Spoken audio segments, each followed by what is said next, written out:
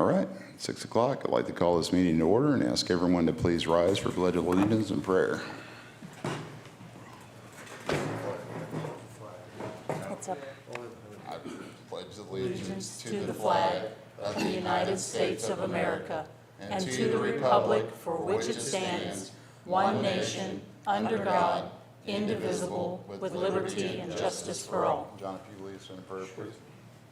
Heavenly Father, we come to you tonight, Lord, and we just thank you for your grace and mercy. We thank you for the opportunity to serve you and the community. We just ask that everything we do and say in this meeting would bring honor and glory to you.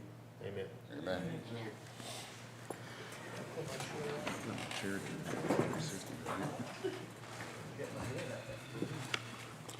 All right, next up, roll call. I am present.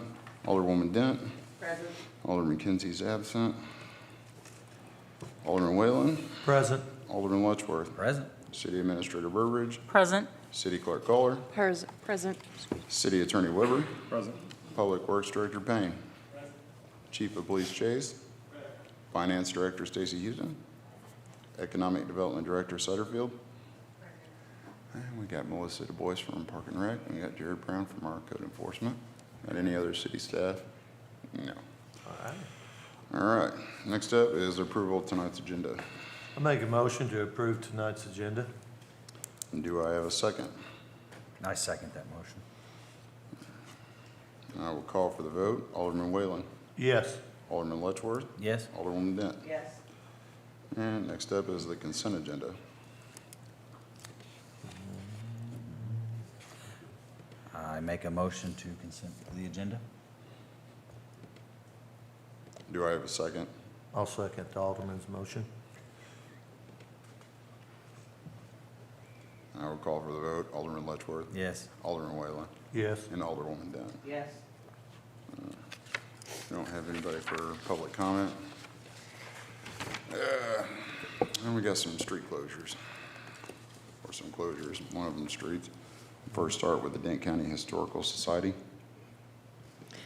Yes, Ms. Woods is here, if you want to step up. She is requesting a street closure on October the 4th from 8 a.m. to 7 p.m. That is a Saturday. She's requested the U shape behind, on the east side of the courthouse, 4th Street from 19, apologize, 4th Street from 19 to Iron, and then Iron Street to 5th, and then 5th to 19. And then I will let her explain the event. And then we'd like from Highway 19 up to the library, because the library is celebrating its Oh, I apologize, I missed that. 10th anniversary at the new location. Oh, okay. So 4th Street. And we want to, yeah, still 4th 4th Street to the, Yes. And the other question is if we can use this building in case of rain or it's too cold. And this is sort of a request from the Current River Bluegrass Boys. They were saying, what if it's cold? You know, it'd be hard to strum their instruments and stuff. So, and then a possibility that we could use this otherwise. And she showed me the contract and, you know, we can do that. But it'd be from like 1 to 4 and to use this beautiful building. All right. This time, do I have a motion? I make a motion to approve Mrs. Woods' request. Do I have a second? I'll second that motion.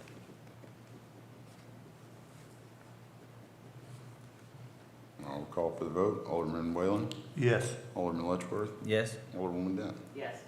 Thank you. Thank you, Ms. Woods. Good luck. All right.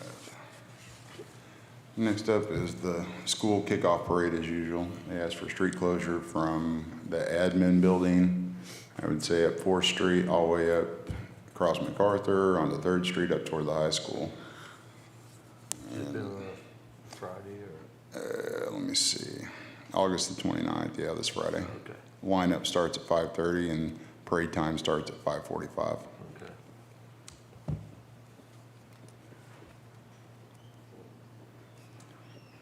I don't have any questions. All right, this time do I have a motion? I make a motion to approve, is it Salem R80's Yeah, that's cool. request? Yeah. Salem R80's request for street closure? Do I have a second? I second the motion. And I will call for the vote. Alderman Letchworth? Yes. Alderwoman Dent? Yes. Alderman Whalen? Yes. Thank you. Next up, we have Mr. Michael Connors.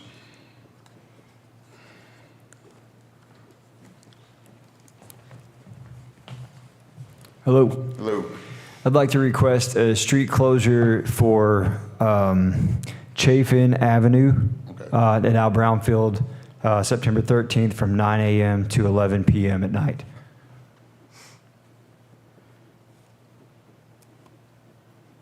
For a concert.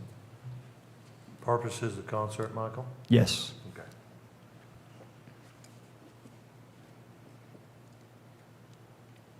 Do you have a motion?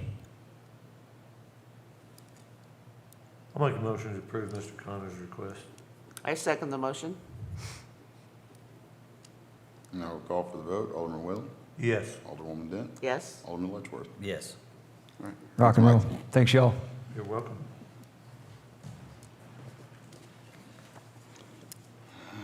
Next up, we got boards and committee appointments. The library board committee is one to appoint Carolyn Christine. She's serving in someone's place. It's the letters on the packet. Okay, just a second.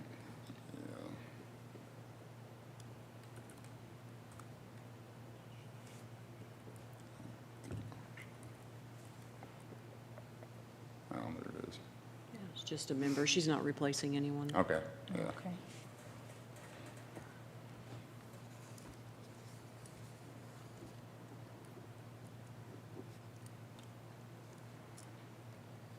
This time, do I have a motion? Make a motion to approve the Salem Public Library's request to appoint Carolyn Christine. Mhm. Yes. Do I have a second? I second the motion. And I will call for the vote. Alderman Whalen? Yes. Alderwoman Dent? Yes. Alderman Letchworth? Yes. Next up is the second readings. We'll start with bill number 3683. Bill number 3683, an ordinance levying for the year 2025 a tax of 67.80 cents upon each and every $100 assessed valuation for real estate and personal property within the corporate limits of the city of Salem, Missouri for general revenue purposes. Thank you.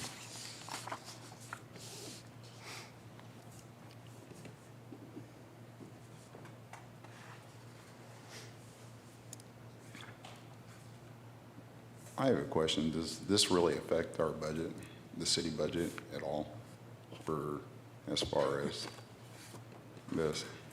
That would be a Stacy question. It's, From 67.50 to 67.80. yeah. Because I don't think that we raised it last year, did we? I don't think No, it so, stayed yeah. the same last year. We stayed the same. Yeah. Yeah. And am I correct, Tammy, in that these assessed evaluations are more to keep us at the same level of revenue? Okay. Yeah, the state Then, auditor's yeah. office. That's the reason why. Right, and the I state asked. dictated, I mean, they send it, but they've already determined what that rate, do you know what I Okay. mean? We don't Yeah. have any leeway within that. Okay. And so this adjustment is to keep us at the same level of revenue that we've been receiving. Right. Okay, well, let's try not to pass any more taxes. We don't have to. All right. Up to the Alderman. Do I have a motion for bill number 3683? I make a motion to approve bill number 3683. Do I have a second?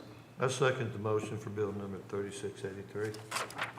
I will call for the vote. Alderman Letchworth? Yes. Alderman Whalen? Yes. Alderwoman Dent? Yes. We got first and second readings. We'll start bill number 3685. Bill number 3685, an ordinance authorizing the mayor of the city of Salem, Missouri to execute an abatement order on consent AOC number 2025 WPCB 1905 with the Missouri Department of Natural Resources regarding the Salem wastewater treatment plant. Permission to read second reading by caption Yes, only. please. Bill number 3685, an ordinance authorizing the mayor of the city of Salem, Missouri to execute an abatement order on consent, AOC number 2025 WPCB 1905 with the Missouri Department of Natural Resources regarding the Salem wastewater treatment plant. Thank you.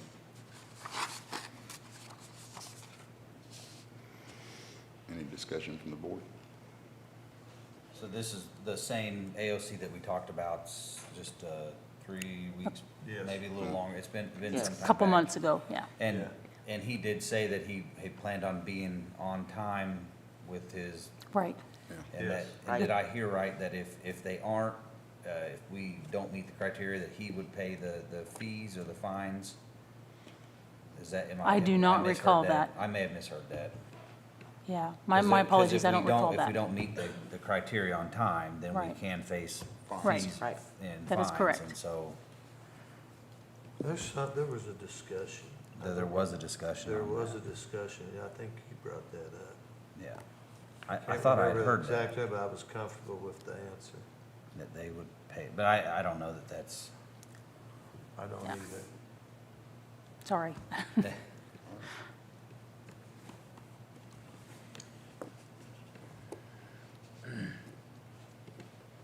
what was the bill number?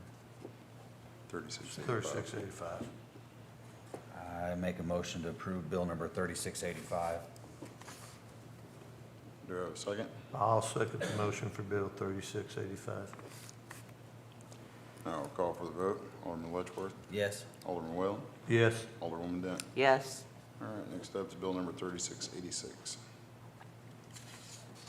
Bill number 3686, an ordinance annexing certain adjacent territory into the city of Salem, Missouri. Permission to read second reading by caption only. Yes, please.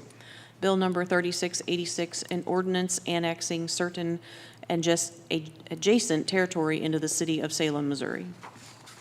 Thank you.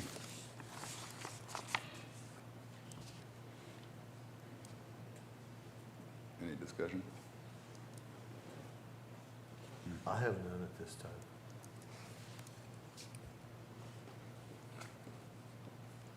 Alderwoman Dent. I'm good, thank you. Okay. This time, do I have a motion for bill number 3686? I move that we approve bill number 3686. Do I have a second? I'll second the motion for Bill 3686. Now we'll call for the vote. Alderwoman Dent, Yes. Alderman Whalen, Yes. Alderman Letchworth. Yes. All right. Next up, bill 3687. Bill number 3687, an ordinance applying an R3 multifamily residential zoning classification to part of the southeast 1/4 of the northwest 1/4 of Section 24, Township 34 North, Range 6 West, 5th Principal Meridian, owned by Brady and Micah Adams, recently annexed into the city of Salem, Missouri, and providing for the zoning map of the city to be amended accordingly. Permission to read second reading by caption only. Yes, please. Bill number 3687, an ordinance applying an R3 multifamily residential zoning classification to part of the southeast 1/4 of the northwest 1/4 of Section 24, Township 34 North, Range 6 West, 5th Principal Meridian, owned by Brady and Micah Adams, recently annexed into the city of Salem, Missouri, and providing for the zoning map of the city to be amended accordingly. Thank you.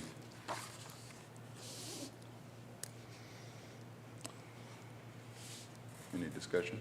None. Do I have a motion for bill 3687? I'll make a motion to approve Bill 3687. Do I have a second? I'll second the motion. Now we'll call for the vote. Alderman Whalen, Yes. Alderwoman Dent, Yes. and Alderman Letchworth. Yes.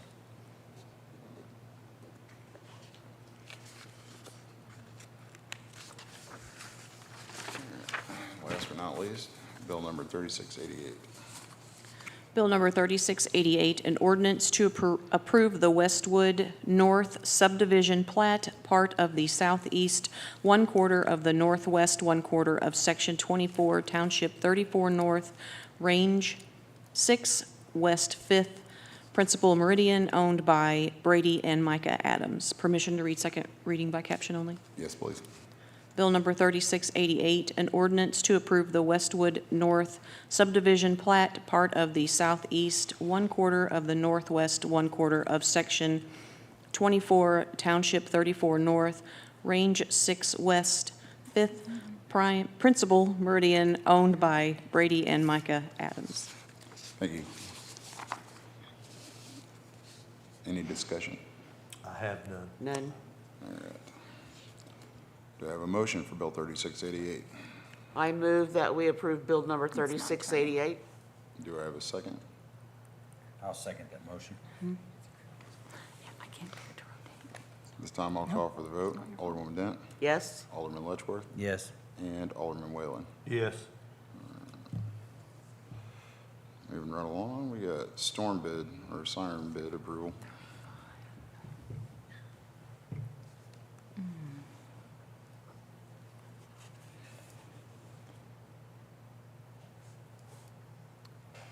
Sorry.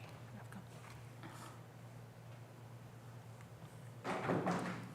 we go.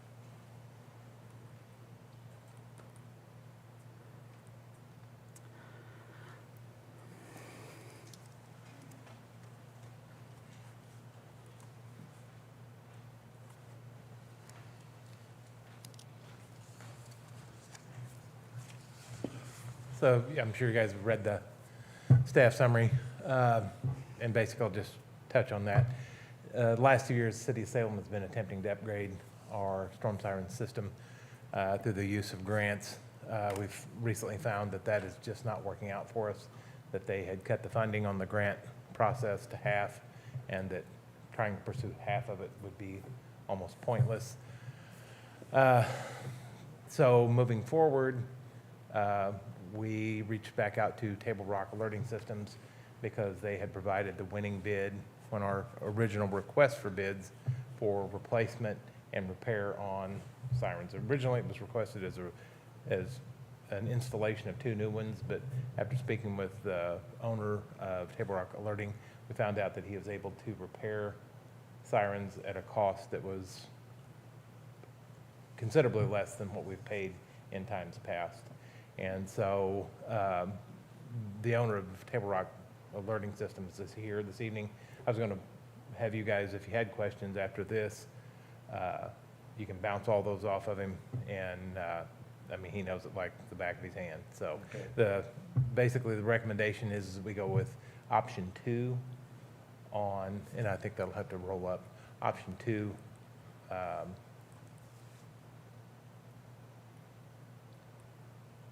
Do you want me to go to the bids? Or? Yeah, no, go to, there you go.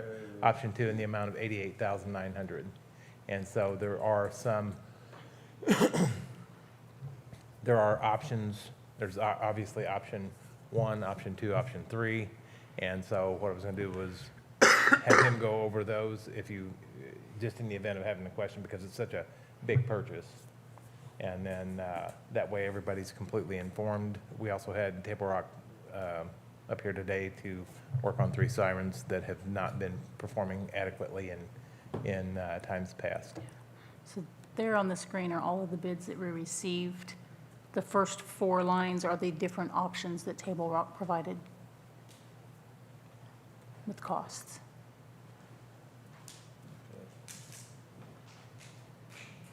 And then, so what I'll do is I'll turn the mic over to Cruz Newberry, the president of that, and he can run through each one of those options and explain that a whole lot better than what I could.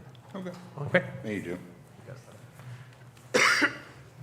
All right, well, I'd like to thank you guys for having me here tonight. My name's Cruz Newberry. I own Table Rock Alerting Systems, so we specialize in tornado sirens. That's all we do. So give you a little bit of overview currently of what the city has.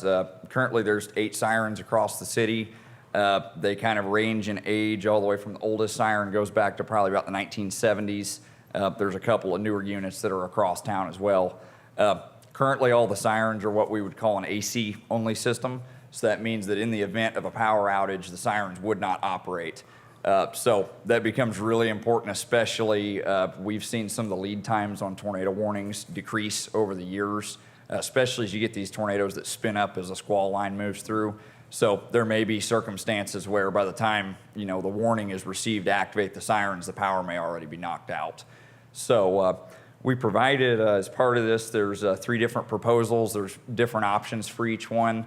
We have 14 different sirens we can choose from. The company I sell sirens for, Century Siren Manufacturers. So we tried to make sure, we gave the city a good, range of options to choose from.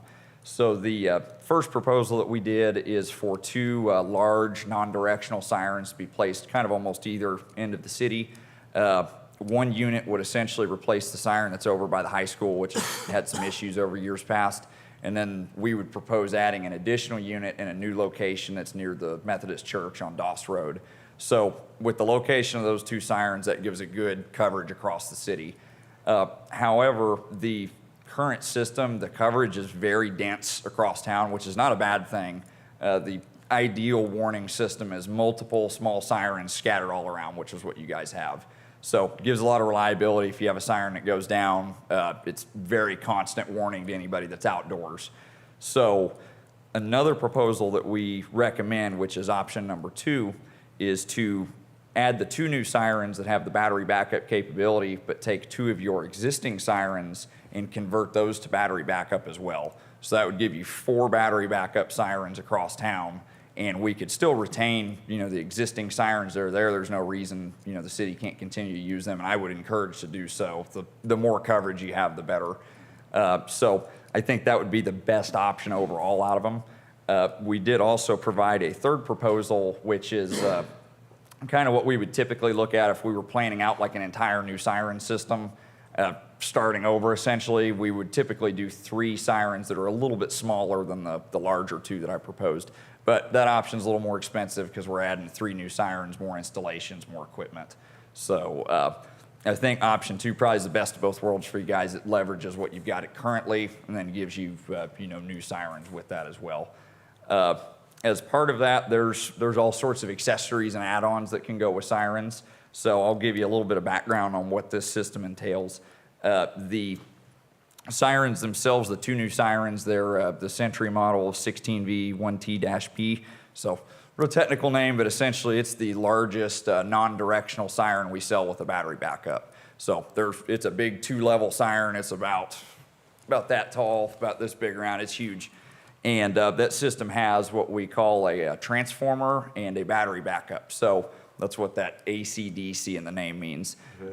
That's important because if you have a situation where, let's say, there's a couple lines of tornadoes that come through as we experience, the siren runs on the power grid up to the exact moment it needs to switch to batteries. So you can run the sirens as long as you need without worrying about depleting the batteries down.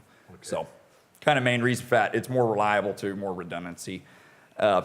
One of the upgrades on that as well is the standard battery backup is what we typically do. That system will provide about 30 minutes of runtime immediately after a power failure.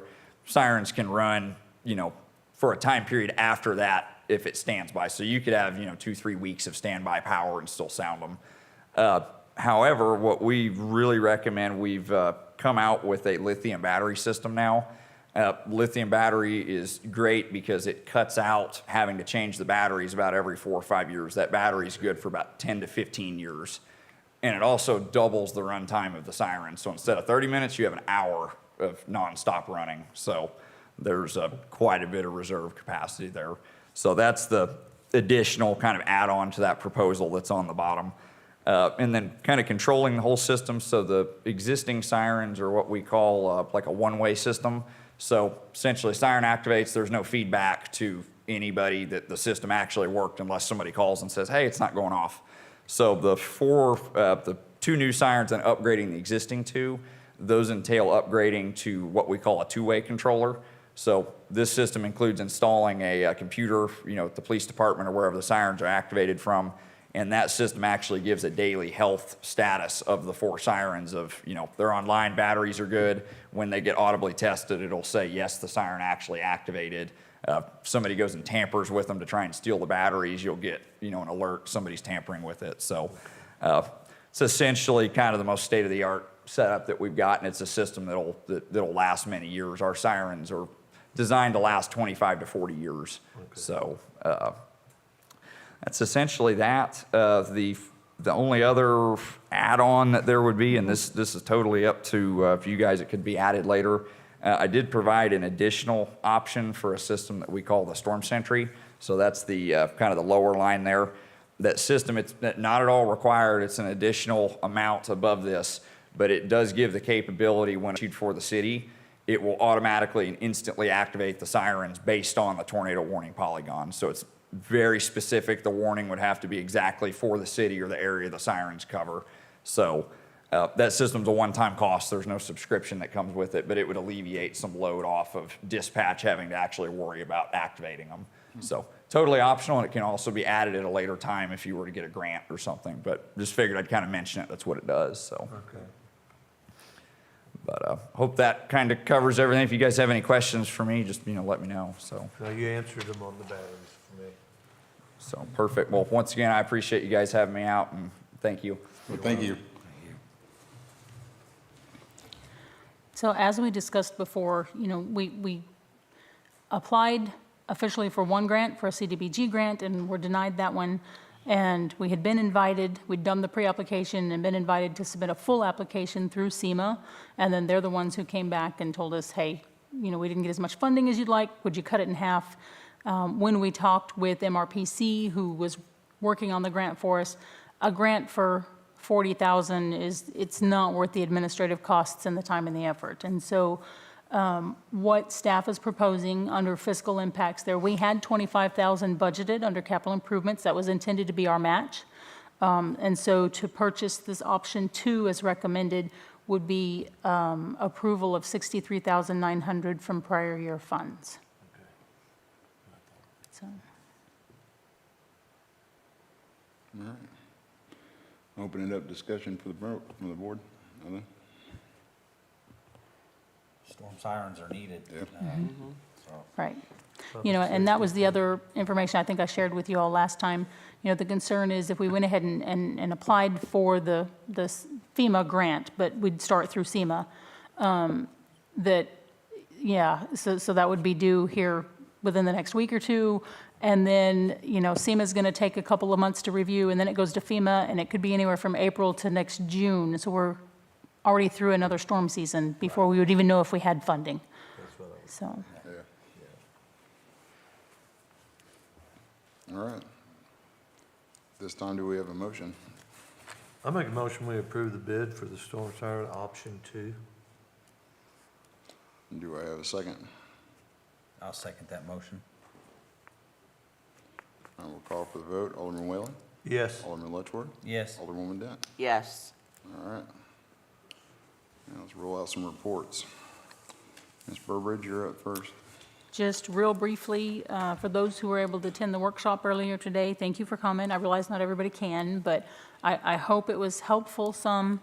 I kind of followed up with staff who attended today who hadn't really been exposed to that kind of information, and they were saying that they thought it was helpful for them, especially as utility staff, to understand the bigger picture about how things worked and some of the additional things that went into providing those services. So again, thank you for those who were able to make it. I really don't have any other updates.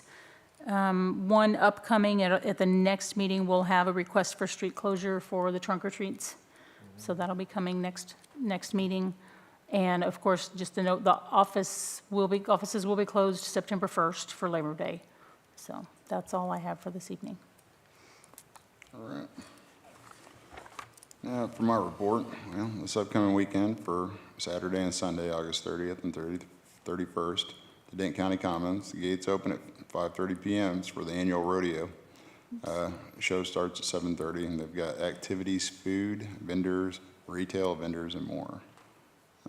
You got a blood drive going on at First Baptist Church, 201 North MacArthur Ave, Tuesday, September the 2nd from 12 to 6. We have Girls Night Out, Thursday, September the 11th from 4:30 to 7:30 at the Salem Community Center or the Armory at 1200 West Rolla Road. We've been trying to plug this next one for MRPC's holding a recycling event Saturday, September the 13th, from 9 to noon at the city location at 3rd and Grand. Hope everybody comes out and partakes in that. Let's see what else we got. We got the community volunteers, No Kids Sleep on the Floor, Saturday, September the 13th, same day that we're holding our recycling event over at the fire department from 9 a.m. to 1 p.m. And last but not least, of course, you just heard earlier, Saturday, September the 13th, I think it starts at 6 p.m. at Al Brown Ball Field. They'll have stuff going on all day, $25 at the ticket for the musical concert out there at Al Brown Ball Field. Other than that, I think that's all I got. Moving right along, next report would be Mr. Steve Payne.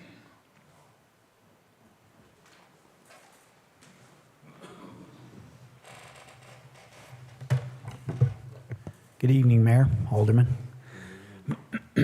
I'll start with the wastewater treatment plant. Your plant's healthy. Things are functioning the way they're supposed to. The fence replacement project, the gates came in this week. They are hoping to wrap up that project this week, so we'll see if there might be some creep on that, but hopefully it's done soon. The water department, several water line repairs were conducted.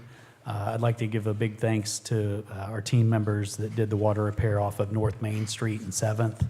That they had to close a lane down for, and that becomes a dangerous situation. So we pushed that to 5 p.m. so that the buses and the log trucks and the majority of that traffic was through for the day, and we could handle that lane closure easier, or safer. The electric department's continuing their light repairs and replacement across town. They've been doing lot cleanup over at the shop, and I would say since in the past month, or just over the past month, we've put in 2 new poles. So the electric department's really taken a turn for working harder at maintenance on our system. So we're getting into some areas that we hadn't been in before, where the lines got tripped by trees. That's getting trimmed. We're getting really good at immediately getting on that stuff. So since Donnie Moore took over as lead man, I can't say enough good things about it. Those guys are working really hard to make things better. So construction crew finished the final pour today on West Bergman curb and gutter project, and I've talked to several folks in that neighborhood that are very happy that they won't be inundated with the water that was coming off the street and different locations across the street. So we're pretty excited about that. Street department's going to help with backfilling that and making it look nice. So the construction department will move on to most likely the FEMA mitigation project at the wastewater treatment plant, where we had talked about concrete barriers for the electric panels that had been flood damaged in November. So we're going to work to, FEMA said if we did mitigation projects that and got them knocked out, that they might reimburse us for those. So we're going to basically build a concrete barrier around some of those electric panels that are going to be roughly 5 feet high, so that and have a sump pump in them. So if we do have another flood event like the one we had, we'll protect tens of thousands of dollars worth of electrical panels. So very important. And then the concrete projects are booked out for, we probably easy got a year's worth of work. If it's an emergency that someone's home's taking on flood waters and such, we would break off the construction crew to go work on that. It's just common sense to make people's homes safe. So I still get a lot of calls asking for a lot of different things, and I'm having to explain to people that it's just going to take time to get to them. So street department's working on helping out over at the cemetery and taking care of some issues over there, mowing citywide. Street painting projects, you'll see them out. They've started painting crosswalks and different parking areas and such with their new, thank you for the new equipment you approved. Their new painting machine's working out great. Maintaining the yard waste area as well. One of the things I wanted to share with everyone was I had to work with some citizens this past week. There's an old thought process that if I need a project done right away, I'm going directly to the electric shop, or I'm going directly to the water shop, and I'm going to march in, and I'm going to be in your office, and you're going to go do this for me. And I've had to have some tough conversations with people. Those are employee-only areas. If you've got projects that need to be done, more than welcome to come up to the shop, to the admin building, and get a work permit, and I will enforce with my superintendents that we call and give you a timeline as best we can. I don't want anybody to have to stand around and wait for work to get done. But because of the challenges and the nature of things these days, you can't just have people in the work area that aren't employees. So I just ask that folks bear with us. Those changes aren't comfortable, because for 30, 40 years, we just went and saw somebody via, direct and took care of it. And now but we'll work with them as much as possible to make it painless. So that's what I had there. The mechanic. John Ruse is still working we're working to fix some indoor lights over at the recreation center over at the Armory. We've got a couple lights. It takes renting a man lift or figuring out how we're going to do that safely. And then, do you replace all the light fixtures? Do you replace 2 that are broken and those such things? So he's working through that. We're going to get that taken care of. It's just taking a little time. It's keeping our city mowers going. Luckily, that's slowing down a little bit that season. And he got our street sweeper back online. You'll see that has been out and around town, and we're hitting spots. So as I always state to the public, please just, if you've got a work order that you need, something you need done, tree trimming out of power lines or those types of things, just submit a work order and we'll work to get to you as soon as possible. So. All right. Well, Steve, thank you. Just to kind of reiterate on what Steve said, the reason why we also go to the admin building to fill out work reports is so that we can keep a record. That way there's not citizens coming out to myself or the board members saying, hey, we flagged one of your guys down. They said that, they take care of it, and there's no record of it. So it kind of helps us kind of keep track of stuff. So. And one more piece there on the kudos for the crews. The electric department's down one body. I'm working with MPUA. We're trying to put out a broader net to try to find an electric superintendent. The water crew's been down a heavy equipment operator. We promoted a laborer into heavy equipment operator who's seemingly picking it up quick, which is really great. So we're excited. Chris Price will be our new heavy equipment operator, and we're looking for a laborer. So the crews are doing what they can with what they have, and I just can't, I just want to say thanks for their efforts. So, All right. thank you. Thank you, Steve. Miss Melissa, come on up. It's your time to shine.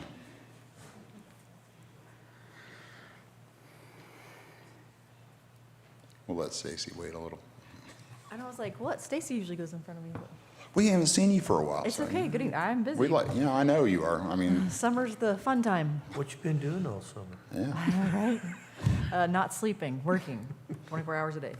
The pool closes Monday. We did extend our hours. I don't know how beneficial it is because it's been really slow those days and weekends. I know people have a lot to say about it and want to extend it, but we haven't really seen the attendance that would promote paying people to be there. But I just wanted to let you guys know that. Flag football registration is currently going on right now. It closes Friday. I've sent flyers to schools and publicized it everywhere I possibly could. Then we'll do the draft on Tuesday of next week, so September the 2nd. Then we have the Salem Mo Spectacular we're kicking into gear, really getting going there. So it's October the 25th. We're accepting vendor applications for craft vendors, food trucks. We already have 45 applications. I sent out 38, or I responded to 38 people today about vending. And then we also are looking for sponsors. We will have 8 hot air balloons this year instead of 6. They have said that they will have 2 balloons that are tethered rides. It'll be $15 a person, but that's on them. That's not on us doing that. And we will also have a really cool pink llama hot air balloon. So the kids will probably really enjoy something kind of cool. So that's fun. But we are looking for sponsors. I think we have 8 balloons to sponsor for the big sponsorship. We have 6 available currently. But I'm reaching out to people that had the balloon sponsors last year first to see if they would want first priority. And then we're going to list it tomorrow because we've already contacted all of them. So if you want a hot air balloon advertisement, contact me. There's also other sponsoring opportunities. So there's the gold sponsorship at $1,000, which is your business logo on the baskets of the balloons.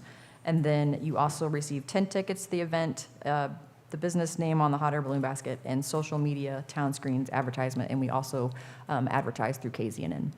And then a silver sponsorship is $500. It's a business banner at the event with 2 or 5 tickets to the event, and then social media, town screen.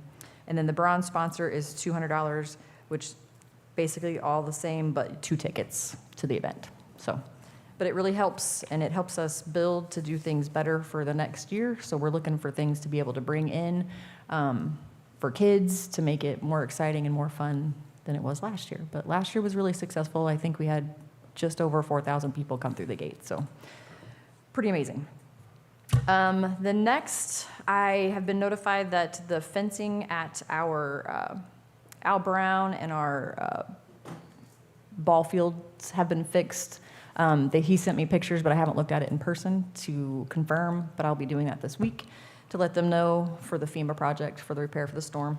And then also, we've been in contact with Corps of Engineers to the erosion situation due to the storm that came through, rock wrapping the bridges in the concerned areas that keep just eroding away. So we've been dealing with that. And that's really all I have to report right now. This is why we never see you. You're too busy. You all have any questions for me? No. No. Just thank you for the great work, Melissa. All right. I appreciate Really it. Thank you. Thank you. Thank you. Now, who's that lady I was saving for last? Oh, Miss Stacy, come on up.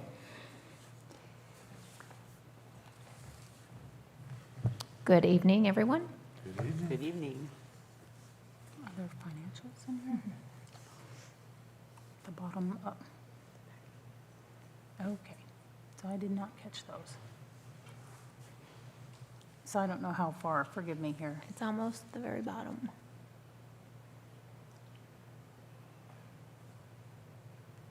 It's fine. It's not in a hurry.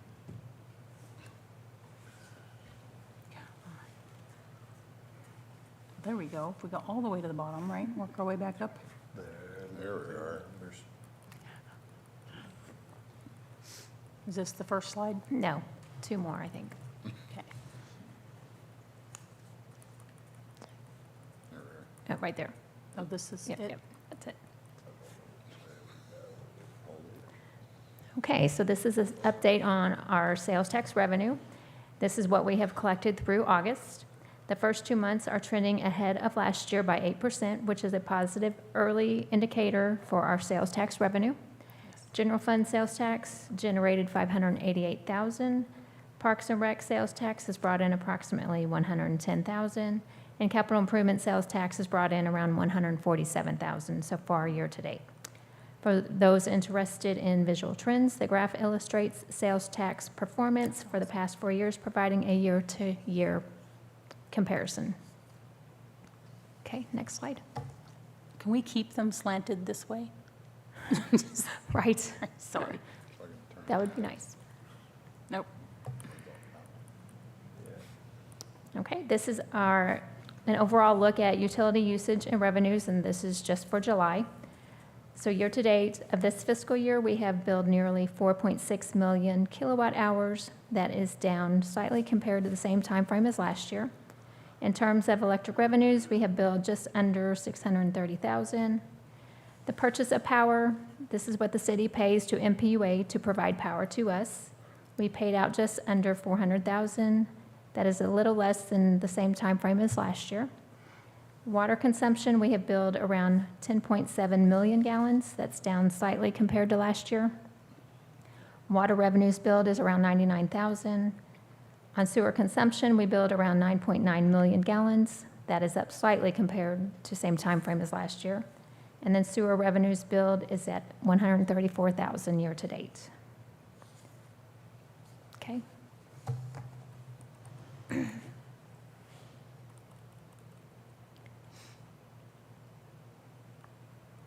So this next slide lists all the city funds. It shows the activity we've had so far for fiscal year '26. It shows the beginning balance of the fiscal year, then the revenues and expenditures and any transfers between funds. Then the very last column shows the ending balance in each fund as of July 31st. And then the total of all funds comes to $14.2 million. Okay, next slide. Okay, and this slide shows the total fund revenues and expenditures compared to what we have budgeted. The report reflects financial activity through July, representing the first month of the fiscal year, which is 8% of the annual budget.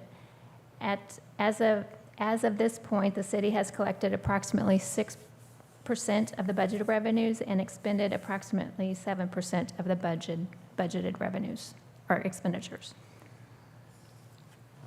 That's as far as all I have on financials, if anyone has any questions.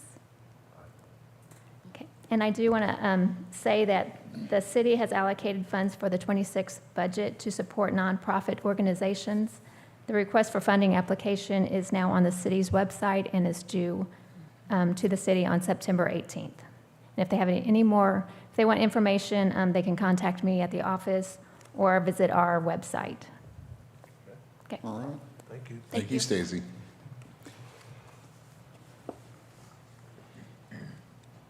All right, next up, Carrie, do you have anything from economic development? Nothing? Okay, then we'll move right along to the Alderman report. Alderman Letchworth, I have nothing to report. Alderwoman Dent, The Community Involvement Committee has been busy working on getting an advocacy for animals group going, and will be handing out information at the rodeo this coming weekend. And they will also be meeting, the beautification part of that committee will be meeting to work on Craig Plaza. It kind of is a woolly looking, and it needs some cleanup there, so they will be doing that, I think, meeting there Friday. And other than that, I have no other business or report to give. all right, thank you. Alderman Whalen? No report. Well, before we finish up with adjournment, almost forgot, city office will be closed next week, September the 1st, in observation of Labor Day. But trash will still run on your normal schedule. We get the labor on the day. Other than that, do I have a motion to adjourn? I move that we adjourn. Do I have a second? I'll second that motion. I will call for the vote. Alderwoman Dent, Yes. Alderman Letchworth, Yes. and Alderman Whalen. Yes.